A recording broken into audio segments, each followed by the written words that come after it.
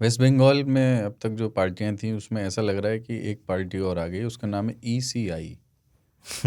Tweet देखा आपने? मैं तो इस तरह का हाँ। ट्वीट पहली बार देखा कि चुनाव आयोग की TMC को दो दो टूक टूक। कि पश्चिम बंगाल में चुनाव भयमुक्त, धमकी रहित, हिंसा रहित और हो करके रहेंगे। ये अच्छा ट्वीट होता। इसमें वो लिखते कि चुनाव आयोग की पश्चिम बंगाल में चुनाव लड़ रही सभी पार्टियों को दो टूक कि चुनाव भयमुक्त, भय रहित, नहीं, पर वो छापा रहित देखो, ये भी था।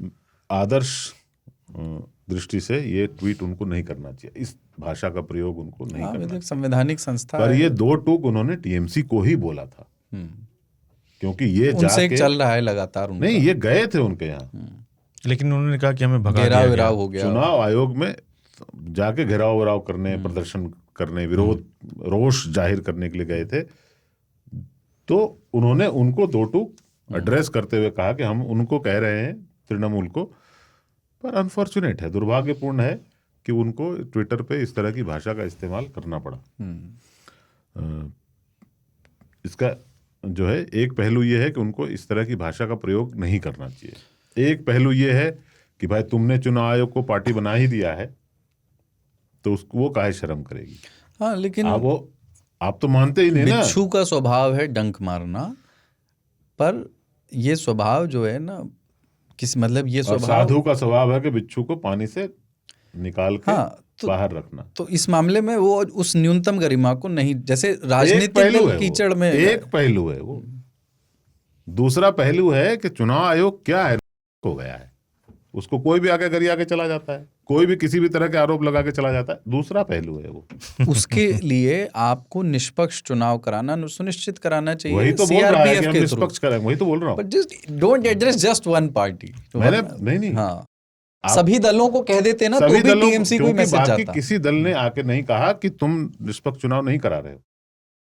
एक ही दल आई, निष्पक्षता की बात गरिया के गई। वो कह रहे हैं भय रहित, हिंसा रहित, धमकी रहित, प्रलोभन रहित, छापा रहित।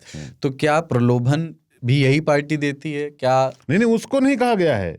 वो जो आप गरियाने आए तो मैं सबको उसके बदले में गाली दूं कि आप ही को दूंगा सिर्फ? मेरे घर पे आके चुनाव आयोग का काम राजनीतिक दलों को गाली देना नहीं है। वही तो बोला, राजनीतिक दल तो इसीलिए पहला पहलू यह है कि चुनाव आयोग को ऐसी भाषा का प्रयोग नहीं करना चाहिए। और यह दुर्भाग्यपूर्ण है कि उन्होंने सार्वजनिक रूप से एक पार्टी का नाम लेके ऐसी भाषा का प्रयोग किया। दूसरा पहलू है ये कि कब तक बैठे रहेंगे। अगर आप मुझ पर बेईमानी का आरोप लगाते हैं और मैं कुछ नहीं बोलता हूं तो 4-5 चुनाव के बाद तो मैं बेईमान हो ही जाऊंगा। बल्ले से जवाब दीजिए ना। तो बल्ले से जवाब तो मानते नहीं हो ना, तो मैं ये दूसरा पहलू है। तीसरा पहलू ये है कि जिसकी लाठी उसकी भैंस है, लोकतंत्र है ना। आप कैसे चुनाव करा लोगे निष्पक्ष? कैसे कराओगे?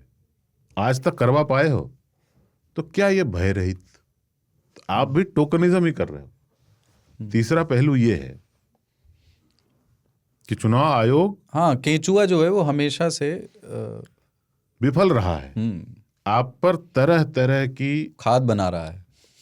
हाँ, तरह तरह के आरोप लगते हैं आप पर, EVM के लगते हैं। हाँ, और किसी में भी आप दूध से धुले जो है ना नहीं रहे हो। अब कालिक आप पर पुत ही गई है, तो इनको क्यों जवाब देते हो आप? आपको तो सबने गरियाया है ना, और सभी गरिया ही रहे हैं। जब बीजेपी सत्ता में नहीं थे तो बीजेपी गरियाती थी, और जब बीजेपी सत्ता में है केंद्र में तो कांग्रेस, और तो ये आरोप लगता है कि आप जो है चुनाव में बीजेपी की मदद कर देते हो, आप उनके हिसाब से चुनाव के तारीख की घोषणा करते हो।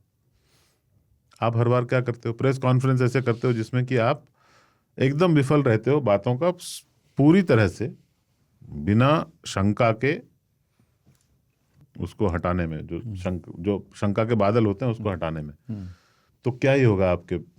ये ट्वीट जो है वो एक दिन की बात है। भय रहित इत्यादि इत्यादि जो बोलना आसान है, बंगाल में भय रहित चुनाव नहीं होता। वो तो खैर बंगाल का इलेक्शन जब भी होता है बंगाल में वोट देने नहीं देंगे लोगों को। अभी से बोल रहे हैं कि जो तृणमूल को वोट नहीं देगा उसको अपना सामान वामान समेट के तैयार रहना चाहिए, निकल जाओ यहाँ से। वामपंथी पार्टियां बहुत पहले सत्ता से बाहर हो गई, पर इलेक्शन अब भी वहां लाल होता है। हाँ, और वामपंथी पार्टियां उसमें कम नहीं थी। हाँ वो तो थी, वो तो और उन्हीं का। बीजेपी की ताकत नहीं है वहां पे। जब ये सत्ता में आ जाएंगे तो सारे गुंडे इनके साथ होंगे। जो वाम के गुंडे थे वो तृणमूल के गुंडे हो गए। अगर ये जिस दिन जब भी आएंगे तो गुंडे इनके हो जाएंगे। सत्ता में आने के पहले ही गुंडे अगर अपनी तरफ कर लो तो सत्ता में आने की संभावना भी बन जाती है। पर बंगाल में शांतिपूर्ण चुनाव नहीं होंगे, भय रहित नहीं होंगे, धमकी रहित नहीं होंगे। ये हमने कई बार सुना है, होता नहीं है। हम जब से देखते हैं बंगाल में चुनाव ऐसा ही होता है। वाम से ज्यादा मुझे बैलेट लिबाम पेपर लगाना से होता था तब भी ऐसा ही होता था। हाँ।